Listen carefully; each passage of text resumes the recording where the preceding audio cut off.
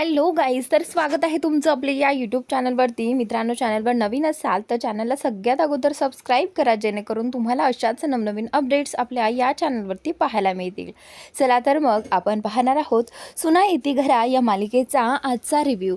तर आता इथे ही जी पद्मा आहे ती भास्करला म्हणत असते की भास्कर आपल्या पोरीवर लक्ष ठेवायला हवं, ते काय करते आहे, कुठे जाते आहे ते पाहायला हवं. तर त्यावेळी आता इथे पद्मा जी आहे ती बोलते की आपल्या अन्विताने असं तसं काही करायला नको. तर आता भास्कर जो आहे तो बोलतो की हे बघ ताई, तसं काही होणार नाही, मला विश्वास आहे आपल्या अन्वितावर. त्यामुळे आता इथे इथे पद्मा जी आहे ती बोलते की हे बघ, 25 वर्षांपूर्वीही जे घडलं होतं ते आठवं, तिच्यावरही आपला तेवढाच विश्वास होता. भास्कर, लक्षात घे, मुलीचं वय आहे, त्यामुळे काहीही केलं आपल्याला तिच्यावरती नजर ठेवायला हवी. ती काय करते, कुठे जाते, कोणाशी भेटते, हे सगळं पाहायला हवं. नाहीतर आपल्याला समोर आपण जे शिवनातला टोमणे वगैरे मारतो आहे त्या सगळ्याचा काही उपयोग होणार नाही, सगळं काही आपल्यावर उलटेल. त्यामुळे असं होता कामा नये. तर पद्माच्या बोलण्याचा अर्थ इथे भास्करला समजला होता.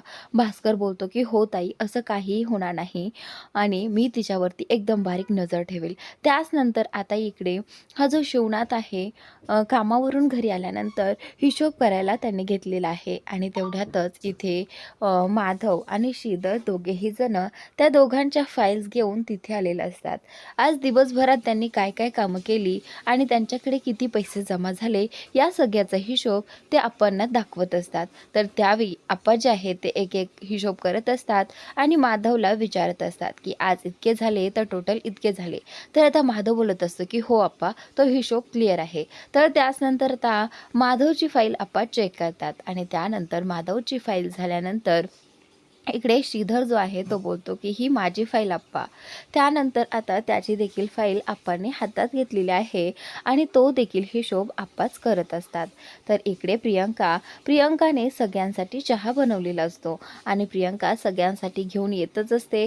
तेवढ्यात लगेचच उमा तिच्या हातातला तो ट्रे घेते आणि समोर येते, का तर शिवनाथने चिडू नये म्हणून. तर आता ही गोष्ट प्रियंकाला लक्षात आलेली आहे. तर इथे उमा जी आहे ती प्रियंकाकडे पाहते आणि त्यावेळी आता इथे उमाने तो ट्रे इकडे शिवनाथकडे आणलेला आहे आणि सगळ्यांना चहा घ्यायला सांगितलेलं असतं. तर त्यावेळी शिवनाथ जेव्हा कप उचलतो त्यावेळी शिवनाथला जास्त कप दिसतो.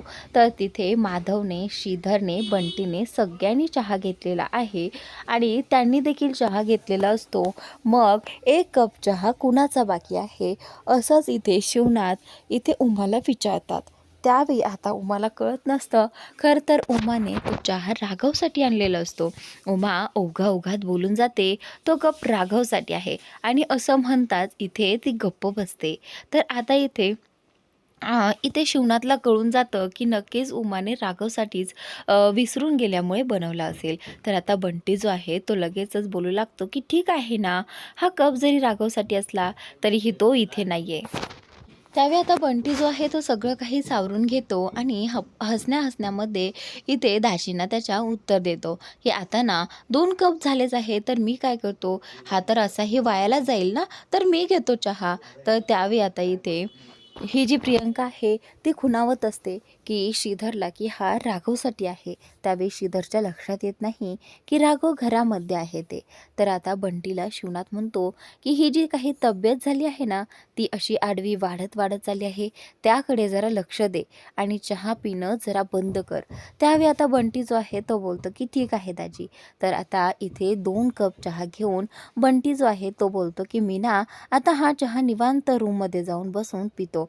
इकडे तो 2 कप चहा घेऊन रूममध्ये आलेला आहे आणि त्यानंतर रूममध्ये राघव असतो.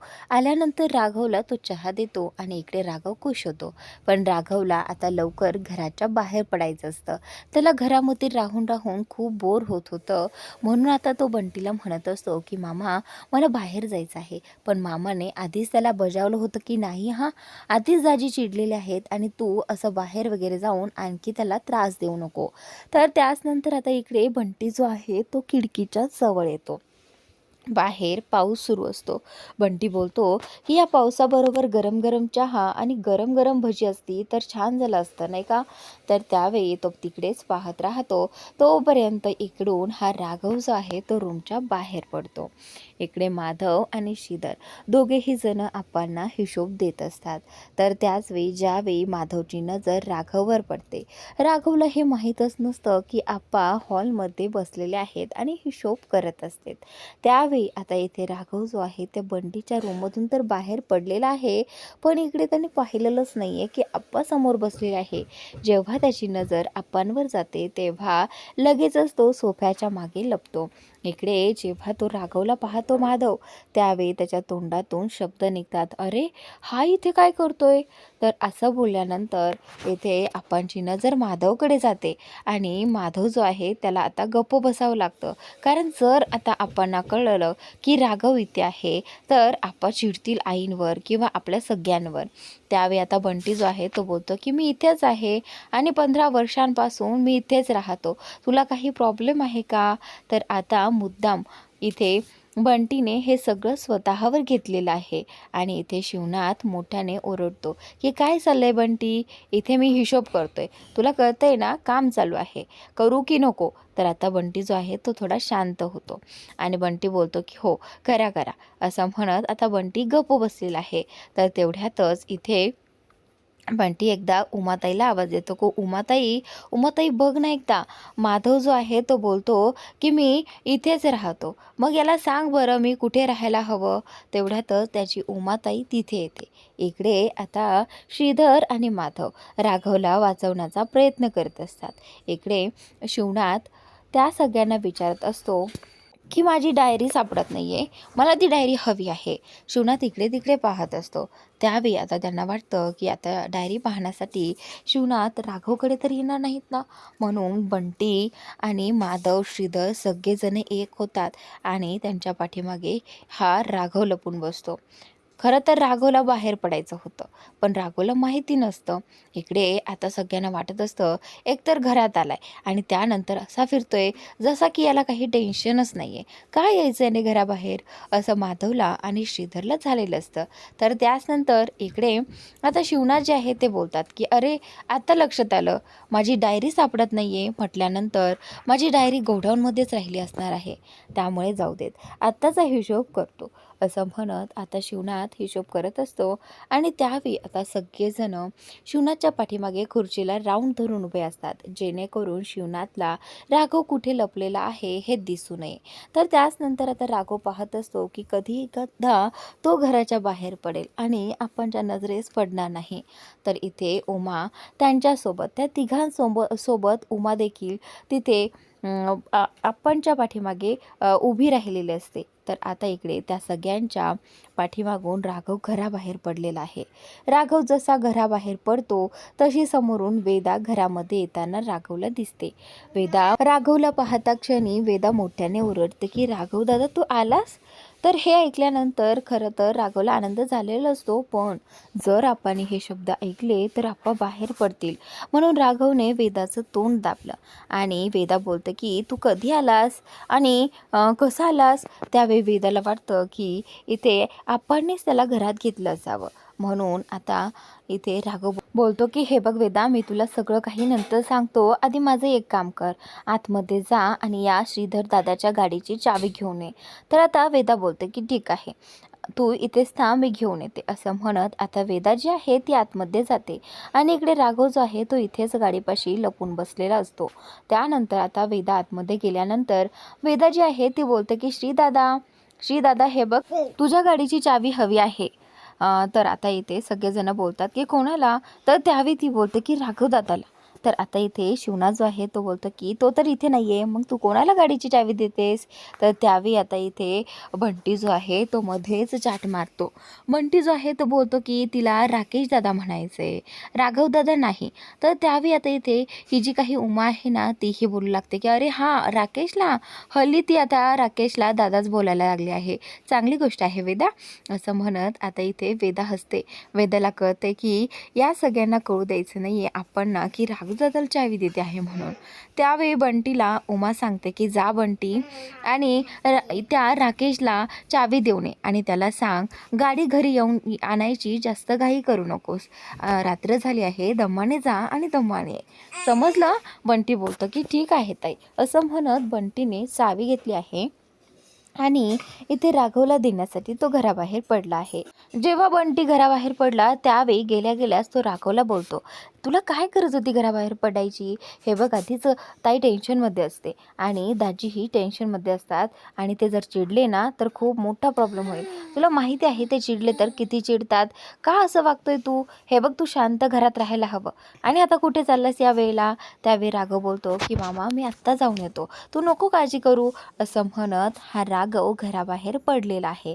आणि जसा तो घराबाहेर पडतो तसा तो अन्विताच्या गाडीला धडकतो आणि त्या गाड्यांचा आवाज होतो. इथे आता सगळेजण घाबरतात की हा कसला आवाज आहे हे पाहण्यासाठी सगळेजण घराबाहेर पडतात.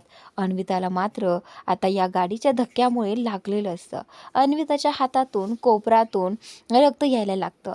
तर अन्विताच्या घरचे देखील भास्कर आणि इथे पद्माताई सगळेजण पळत येतात की नक्की कसला आवाज झाला आहे हे पाहण्यासाठी. पण आपलीच अन्विता पडली आहे हे त्यांना माहिती नसतं. त्यावेळी आता इथे भास्कर जो आहे तो बोलतो की अशी कशी पडलीस तू? किती लागले हे? तर आता ही पद्मा देखील विचारू लागते की अन्विता तू अशी कशी पडलीस? मला सांग. त्यावेळी अन्विता जी आहे ती बोलते की आतू मी पडली नाही आहे, मला पाडलं आहे आणि या समोरच्या राघवने. असं म्हणताच आता पद्माला खूप राग येतो. आणि आता इथे उमाच्या बंटीच्या सगळ्यांच्या लक्षात येतं की या राघवमुळेच ही अन्विता पडली आहे. पण राघव गेला तरी कुठे? राघव आता लपून बसलेला असतो. त्याला आप्पांची भीती वाटते की आता या सगळ्यामुळे आप्पांना कळेल की मी इथे घरातच होतो ते. त्यानंतर आता इथे आप्पा जे आहेत ते अन्विताला बोलतात की बाळा तुला लागलं हे वाईटच झालं, पण आमचं राघव घरात नाही आहे. तर नेमकं कोणाकडून लागलं आहे? डायरेक्ट तू राघवचं नाव कसं घेतेस? असं म्हणतात इथे अन्विता जी आहे ती बोलते की तो राघवच होता गाडीवरती. तर त्यानंतर आता इथे पद्मा बोलते की वा रे वा, म्हणजे बापानेच घराबाहेर काढलं आणि पुन्हाच बाप घरात लपून ठेवतोय पोराला. अरे वा, म्हणजे फक्त आमच्या घरासमोर घर बांधायला तुला काय वाटतं तुझी लायकी आहे? फक्त आमच्या घरासमोर घर बांधल्याने लायकी येत नाही आहे. तर त्यासाठी तेवढी लायकी असायला पाहिजे. म्हणजे तुमचं फक्त असं आहे, मोठा घर आणि पोकळ वासा यालाच म्हणतात. असं आता पद्मा इथे शिवनाथला सुनावते. तर त्यावेळी आता इथे शिवनाथ जो आहे तो गप्प इथे या पद्माचं बोलणं ऐकून घेतो. पद्मा खूप काही बोलते की फक्त लेकाला घराबाहेर काढलं आणि पुन्हा घरातही घेतलं, म्हणजे आता याला काय म्हणावं. तर आता इथे सगळेजण या बोलण्यानंतर शांत होतात. पद्माचं बोलणं जे आहे ते सुरूच असतं.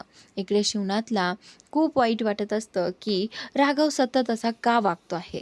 शिवनाथच्या लक्षात आलं आहे की जर हे राघवचं नाव घेत आहे, अन्विता जर राघवचं नाव घेत आहे तर नक्कीच राघव तिथे असणार. राघव हे सगळं इकडून साईडला लपून बसून पाहत असतो. आणि त्याच नंतर इकडे ही जी काही पद्मा आहे ती बोलू लागते की चल अन्विता आतमध्ये, जे लागलं आहे ना त्याला आपण काहीतरी लावूयात. असं म्हणत ती अन्विताला घेऊन आतमध्ये जाते. आणि इकडे शिवनाथने सांगितलं आहे श्रीधर आणि माधवला चला ती गाडी उचला आणि आतमध्ये घेऊन या. घरात आल्यानंतर शिवनाथची चिडचिड होत असते. शिवनाथ जो आहे तो म्हणतो या राघवने ठरवलंच आहे की आपल्या बापाची मान कशी घालायची आणि त्यासाठी काय काय पराक्रम करायचे याचं त्याने ठरवलेलंच असतं. आणि त्याला ना खूप बरं वाटतं की दुसऱ्यासमोर माझा अपमान झालेला त्याला खूप बरं वाटत असेल, म्हणूनच तो असं वागत असेल. सारखं त्याचं हे सारखं सुरूच असतं. तर आता इथे उमा जी आहे ती शिवनाथला काही एक बोलत नाही. तिला माहिती आहे की राघवमुळे आज हे पुन्हा दुखावले गेले आहेत आणि पद्माताईंचं बोलणं यांना खावं लागलेलं आहे. तर आता इथे पद्मा जी आहे ती बोलते की मला माहीत आहे की या सगळ्यामुळे तुम्हाला त्रास होत आहे, पण हे पहा एवढं मनावर नका घेऊ ना, सोडून द्या हा विषय. असं पद्मा इथे शिवनाथला म्हणते. त्यानंतर शिवनाथ तिथून रागात निघून जातो रूममध्ये. इकडे शिवनाथ रूममध्ये गेल्यानंतर इकडे आता श्रीधर या राघवला म्हणत असतो की काय चाललंय तुझं? तुला कळतंय का तू काय करतोयस ते? धन्य आहेस बाबा तू, तुलाच जमतं हे सगळं. असं म्हणत त्याला खूप काही बोलू लागतो. त्यावेळी राघव बोलतो की अरे गप ना, आपण ऐकायला जाईल. त्यावेळी राघव त्याला शांत करत असतो. आणि इकडे आता उमा तिथे येते. उमा आल्यानंतर राघवला थेट मारायला लागते आणि बोलू लागते की काय गरज होती तुला घराबाहेर पडायची आणि मला सांग तुला लागलंय का कुठे? असं म्हणत ती त्याला चेक करू लागते, पण त्याला कुठेही काही लागलेलं नसतं. आणि इकडे राघव बोलतो की आई अगं नको काळजी करू, मला कुठेही लागलं नाही आहे. तर आई त्याच्यावर ओरडत असते, तुला सांगितलं होतं ना घराबाहेर पडू नको, मग काय गरज होती त्यावेळी राघव जो आहे तो बोलतो की सॉरी आई. त्यानंतर आता इकडे सगळ्यांना प्रश्न पडतो की आता राघव कुठे जाईल. तर त्यावेळी आता इथे आई बोलते की चल आतमध्ये चल. माधव बोलतो की आई अगं आप्पा आता चिडलेले आहेत आणि याला जर आमच्या रूममध्ये पाहिलं तर आप्पा नक्कीच आमची रूम चेक करायला येतील. जर पाहिलं तर खूप मोठा राडा होईल. त्यावेळी आता आई बोलतं की मग हा कुठे राहील. तर आता इथे ही जी प्रियंका आहे तिच्या डोक्यात येतं की आप्पा आमच्या रूममध्ये येणार देखील नाहीत. म्हणूनच आता प्रियंका बोलते की आई एक काम करूयात का, राघव भाऊजी आमच्यासोबत आमच्या रूममध्ये राहतील, म्हणजे आप्पा आमच्या रूममध्ये येणारही नाही आणि आप्पांना कळणारही नाही. प्रियंकाचं बोलणं खरं तर सगळ्यांनाच पटतं. आता इथे वेदा बोलतं की खरंच छान डोकं चालवलं वहिनी. त्यावेळी आता श्रीधर बोलतो की काय चाललंय तुझं आपल्या रूममध्ये म्हणे. त्यावेळी आता श्रीधरचं असं बोलणं इथे सगळेजण पाहत असतात, पण हळू आवाजात तो बोलत असतो. तर आता इथे वेदा बोलतं की ठीक आहे, बरोबर वहिनीने अगदी बरोबर सांगितलं आहे. आप्पा त्यांच्या रूममध्ये डोकावून पाहण्यासाठीही जाणार नाहीत. म्हणूनच आता इथे श्रीधरही बोलतो की ठीक आहे तू राहा आमच्या रूममध्ये. असं म्हणत आता इथे राघवला श्रीधर त्याच्या रूममध्ये घेऊन चाललेला असतो. इकडे आता अन्विताच्या घरी अन्विताची आई जी आहे ती तिला मलम वगैरे लावत असते आणि तिला म्हणत असते की अन्वे काय गरज होती तुला समोर इकडे तिकडे पाहून चालवता येत नव्हती का गाडी. तर आता अन्विता बोलते की अगं तो आला आणि सरळ मला धडकला, मला काहीच करता नाही आलं. तर आता ती बोलते की नाही तरी तुला त्याचा राग येतो आणि सतत तुम्ही भांडणच करत असतात. तर आता इथे ती बोलते की तुझंच लक्ष नव्हतं अन्वे, नाही तर तू पडली नसते, तुला नेहमी फास्ट गाडी चालवायची असते. तर असं बोलल्यानंतर इथे पद्मा येते. पद्मा बोलते की का बोलतेस आपल्या मुलीला, हे बघ चूक त्या मुलाची आहे, त्या घरच्या मुलाची आहे, त्यामुळे अन्वितावर ओरडायचं नाही, समजलं. काहीही झालं तरी त्या घरच्या समोर काहीही झालं तरी आपली चूक कधीच नसते, समजलं. सगळ्यांनी ध्यानात ठेवा, आपली चूक असली तरीही ती त्यांचीच चूक असते, असं पद्मा इथे सगळ्यांना सांगत असते. आणि इथे भास्कर आणि रुद्रांश दोघेही जण मान हलवतात. अन्विताला खूप त्रास होत असतो आणि तिची आई जी आहे ती त्याला मलम वगैरे व्यवस्थित लावून देते. त्याचनंतर इथे छाया बोलते की बरं आहे. आता छायाला आईच्या पद्माचं बोलणं खरं तर पटत नसतं, पण तरी देखील आता छाया होला हो मिळवत असते. इकडे उमाच्या आईला म्हणजेच उमाच्या आणि पद्माच्या आईला खूप वाईट वाटत असतं की सतत नेहमी ही पद्मा जी आहे ती समोरच्या घराच्या वाईटावर टपलेली असते. तिला एवढंच वाटत असतं की देवा हे सगळं होऊ नये, लवकरात लवकर काहीतरी कर, हे सगळं थांबव, अशीच ती नेहमी देवाकडे प्रार्थना करत असते. पण या पद्माचा राग काही केल्यास शांत होत नसतो. इकडे आता ही जी काही उमाची आई आहे ती म्हणते की माझ्या उमाच्या आयुष्यात सगळं काही चांगलं होऊ देत, हे सगळं थांबव लवकर. इकडे शिवनाथ जो आहे तो रूममध्ये फेऱ्या मारत असतो आणि त्यावेळी आता उमाला दिसतं आहे की शिवनाथने या सगळ्याचं खूप टेन्शन घेतलं आहे आणि वाईटही वाटलं आहे. तर आता शिवनाथ याच गोष्टीचा विचार करत असतो की खरंच राघव जर असता तर तिथे राघवला हे लागलं असेल, म्हणजे शिवनाथला या गोष्टीची काळजी वाटत आहे हे स्पष्ट इथे उमाला त्यांच्या चेहऱ्यावर दिसत आहे. उमा म्हणते की मला माहीत आहे तुम्हाला राघवची काळजी वाटत आहे. त्यावेळी ती बोलते की काय गरज होती त्याला हे सगळं करायची, म्हणजे जर राघव असता तर त्याला लागलंच असेल आणि मला माहीत आहे तुम्हाला त्याचं वाईट वाटतं आहे, पण काळजी करू नका. नेहमी खोटं बोलतो, सगळ्यांसाठी सगळं करतो, पण त्याच्या जीवाकडे अजिबात लक्ष देत नाही हा मुलगा, जाऊ देत ना, तसंही तुम्ही त्याला घराबाहेर काढलंच आहे, असं आता इथे उमा शिवनाथला म्हणत असते. त्यानंतर शिवनाथ फक्त उमाकडे एकटक पाहत असतो की नक्की हिचं चाललंय तरी काय. तर आता इकडे पुढील भागात राघव जो आहे तो श्रीधरच्या आणि प्रियंकाच्या रूममध्ये असतो. तर त्यावेळी आता श्रीधर राघवला खुणावत असतो. तर श्रीधर बोलतो की तुमच्या दोघांमध्ये असं काही झालंच नाही आहे का अजून, तुम्ही तर एकमेकांवर प्रेम करतात ना. तर श्रीधर त्याला गप्प करत असतो आणि इकडे प्रियंका हसत असते त्या दोघा भावांना पाहून, यांच्यामध्ये जे काही डिस्कशन चालले त्याबद्दल. तर त्याचनंतर आता इकडे राघव बोलतो की चला जाऊ द्यात, झोपा तुम्ही दोघे एकत्र, मी जातोय हॉलमध्ये झोपायला. तर आता इथे प्रियंका नाही म्हणत असताना देखील राघव इथे हॉलमध्ये झोपण्यासाठी गेलेला आहे, कारण राघवला त्या दोघांच्या रूममध्ये झोपावंसं वाटत नाही त्या दोघांच्या मते. म्हणूनच आता राघव इकडे सोफ्यावर येऊन झोपलेला आहे. इकडे शिवनाथ रात्रीच्या वेळी हॉलमध्ये येतो आणि त्यावेळी शिवनाथ बोलतो की मी या बंटीला किती वेळा सांगितले हॉलमध्ये झोपू नकोस, तुझ्या रूममध्ये जाऊन झोप, पण तरीही नाही, हा ऐकणारच नाही. असं म्हणत शिवनाथने त्याच्या अंगावरचं जे काही ब्लँकेट असतं ते ओढलं आणि शिवनाथला आता राघवचा चेहरा इथे दिसणार आहे आणि शिवनाथ समोर येणार आहे की राघव इथेच या घरामध्ये आहे. तर मित्रांनो, सगळ्या घरच्यांनी हे लपवून ठेवलं, या सगळ्याचा शिवनाथला प्रचंड राग येणार आहे. तर पुढील भाग नक्की पहा आणि आपल्या यूट्यूब चॅनलला अजूनही सबस्क्राईब केलं नसेल तर सबस्क्राईब नक्की करा.